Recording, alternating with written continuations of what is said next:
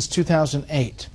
We are learning more tonight about just how difficult, if not impossible, it may be to recover those lost emails concerning the IRS targeting scandal.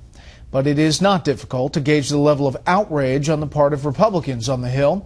Chief Congressional Correspondent Mike Emanuel is doing just that tonight.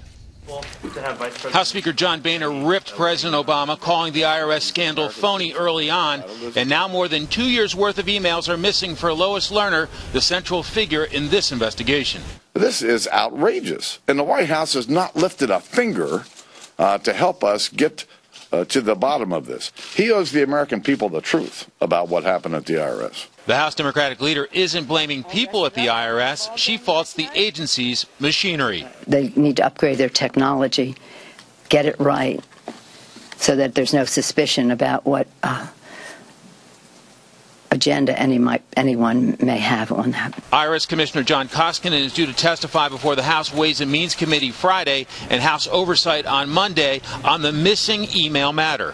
All I can say is it looks to me that this may be a cover-up. Utah Republican Orrin Hatch and Oregon Democrat Ron Wyden are leading the bipartisan investigation in the Senate Finance Committee of the IRS targeting conservative groups. In a meeting with the senators this week, Hatch says Koskinen didn't mention emails of 6 other IRS officials were also missing, but did say Lerner's hard drive had been destroyed. Well, not only did it crash, but they said they no longer have it.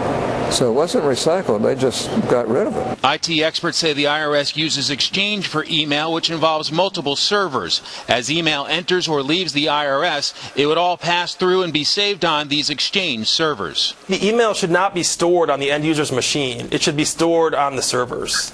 That way it's much easier to access. You can access from multiple locations. And in the event of a hard drive failure, which as I mentioned are very common, you would have access to those emails. Among the questions being asked now are missing emails from Lerner and 6 others at the IRS a coincidence or a cover-up? I would want to go back and during that time period take a random sample of IRS employees and see if I could recover their email. If I was able to recover their email, those random IRS employees, yet was unable to recover the email of those who were subpoenaed, to me that would be a very interesting situation. Those on the various committees investigating the IRS are expressing frustration with the agency slowly disclosing information with one panel but not with all. Expect John Koskinen to take some heat for that. Bret? Mike, there was also an election this afternoon to replace Eric Cantor as majority leader. Any drama? Well, that's right. Kevin McCarthy of California was elected to replace Eric Cantor as majority leader. McCarthy was seen as the establishment candidate and as someone who had some organization because he served as the GOP whip. He beat Raul Labrador from Idaho. Then that opened up a 3-way race to replace him as the GOP whip, the person in charge of rounding up votes and trying to gain support for measures or gauge support for measures before they go to the floor.